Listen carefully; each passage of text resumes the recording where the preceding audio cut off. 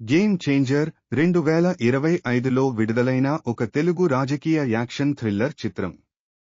ఈ సినిమాకు విజువల్ మాయాజాలం మరియు సామాజిక సంబంధిత కథలతో ప్రసిద్ధుడైన దర్శకుడు ఎస్. శంకర్ దర్శకత్వం వహించారు. ఈ చిత్రంలో రామ్ చరణ్ మరియు కియారా అద్వానీ ప్రధాన పాత్రల్లో నటించారు. ఇది ఇటీవల కాలంలో అత్యంత ఆసక్తిగా ఎదురుచూస్తున్న చిత్రంగా నిలిచింది. ఈ సినిమా కథ ఒక చిరస్థాయిగా నిలిచే నాయకుడి చుట్టూ తిరుగుతుంది. ఆయన రాజకీయ అవాంఛల మధ్య పోరాటం చేసి వ్యవస్థలో మార్పు తీసుకురావడానికి కృషి చేస్తాడు. యాక్షన్, డ్రామా, భావోద్వేగాలకు కొదవలేని ఈ కథ అవినీతి, న్యాయం, నాయకత్వం వంటి అంశాలను నిక్షిప్తం చేస్తుంది. గేమ్ చేంజర్ సినిమాలో రామ్ చరణ్ డబుల్ రోల్లో కనిపిస్తారు. ఆయన రామ్ నందన్ అనే యువ, ఆదర్శవంతమైన ఐఏఎస్ అధికారి పాత్రలో నటించగా, అప్పన్న అనే తన తండ్రి, పూర్వ ఐపీఎస్ అధికారి పాత్రలో కూడా నటించారు. రామ్ చరణ్ తన నటనతో పాత్రల వైవిధ్యాన్ని అద్భుతంగా ప్రదర్శించి ప్రేక్షకుల నుండి విశేషంగా ప్రశంసలు అందుకున్నారు. కియారా అద్వానీ కథానాయికగా ప్రధాన పాత్రకు బలాన్ని అందించే పాత్రలో అంజలి, జయరాం, శ్రీకాంత్ ముఖ్యమైన సహాయ పాత్రల్లో, సునీల్ ఇతర కీలక పాత్రల్లో కనిపిస్తారు.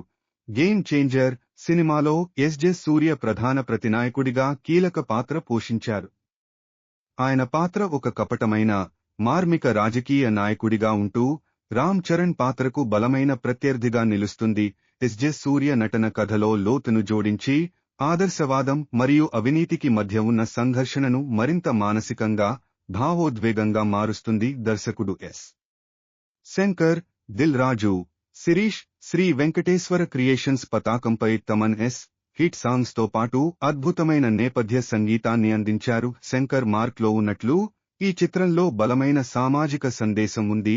అత్యాధునిక గ్రాఫిక్స్ మరియు అద్భుతమైన విజువల్స్ ప్రేక్షకుల చూపులను కట్టిపడేస్తాయి. ఈ చిత్రం తెలుగు సినిమా చరిత్రలో అత్యంత ఖరీదైన చిత్రాల్లో ఒకటిగా నిలిచింది. భారతదేశ కలెక్షన్లు 109 కోట్లకు పైగా. ప్రపంచవ్యాప్తంగా కలెక్షన్లు సుమారు 156 కోట్లు. ఓపెనింగ్ డే కలెక్షన్లు 51 కోట్లు. తర్వాతి రోజులు రెండవ రోజు 22 కోట్లు, మూడవ రోజు 16 కోట్లుగా కలెక్షన్లు తగ్గాయి. తొలి రోజు తరువాత కలెక్షన్లలో తగ్గుదల ఉన్నప్పటికీ గేమ్ చేంజర్ 100 కోట్లు మార్కును దాటి ప్రేక్షకులను ఆకట్టుకుంటోంది. గేమ్ చేంజర్ కు విమర్శకులు మరియు ప్రేక్షకుల నుండి మిశ్రమ పాజిటివ్ స్పందన వచ్చింది. నటన, విజువల్స్, సంగీతం పట్ల ప్రశంసలు దక్కాయి. అయితే కొన్ని చోట్ల కథన వేగం మరియు భవిష్యత్తు తేలికగానే ఊహించగల విషయాలపై విమర్శలు వచ్చాయి.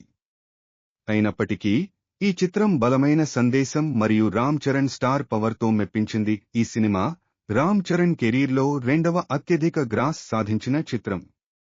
రంగస్థలం చిత్రం 154 కోట్లు జీవితకాల వసూళ్లతో మొదటి స్థానంలో ఉంది. ఈ చిత్రం ఎస్.